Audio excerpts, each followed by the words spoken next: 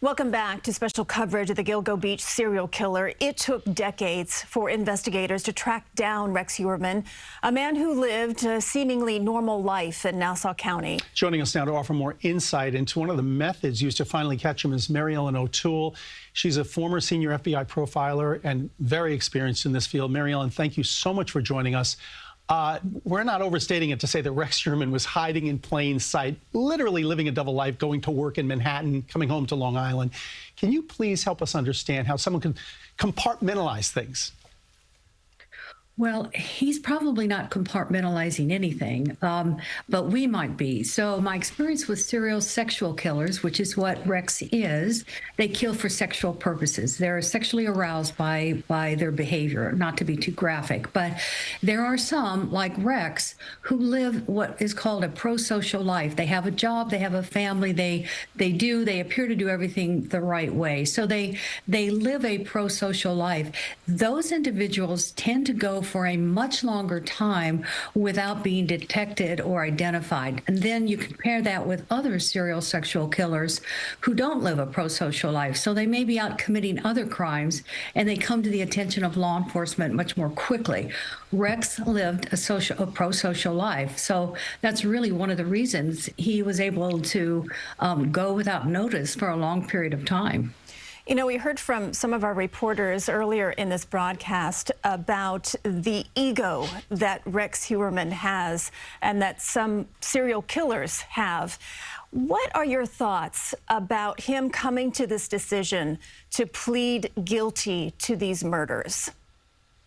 Well, I would say, based on my experience, because I did work in the serial killer unit of the behavioral analysis unit, so worked hundreds of serial murder cases, serial sexual killers tend to have very psychopathic traits. The old term was sociopath. We threw that out in 1968. So psychopathic individuals, it's all about them.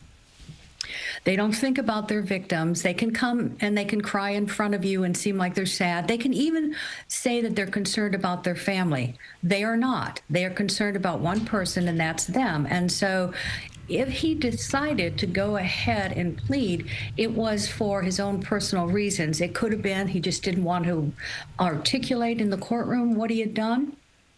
He may not wanted to have shared information, not that he's embarrassed by his behavior.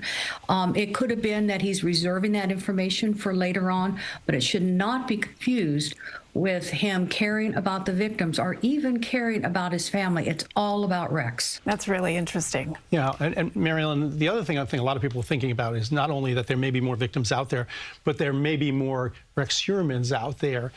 Based on your experience, do you get the sense that because of the greater law enforcement techniques, it's a lot harder to get away with this stuff? It is, and we've seen a decline in serial murder really since the 90s, and it's really been replaced, unfortunately, by mass shootings. But I think one of the reasons that we've seen a decline in these cases is because we have such advanced forensic science, which identifies them much sooner. You know, we said earlier that he agreed to help law enforcement with other serial killer cases. Do you feel as though that he is open to that, and will he do it willingly and actually truthfully? Great question. He will do it willingly because it's part of the plea agreement. Will he be truthful? Psychopaths are part of their personality is that they are pathological liars. So they lie about everything. So the agents will have a challenge. I know the agents, they will do a great job. When I've interviewed serial killers, what you think will be an hour interview can turn into 3 weeks because they will completely turn around their story the day after they tell it to you. So they will be patient, they will persevere, and they will go over all the documents with Rex, and they will point out all the inconsistencies. Will the agents walk away at the end with 100% accurate information? No. But that doesn't mean the agents will go away forever either. They will stay in touch with him to make sure they can identify any other victims. And there are other victims out there. That is the most frightening part of this whole thing. Mary Ellen O'Toole, thank you so much for giving us your expertise. It is really appreciated. You're welcome.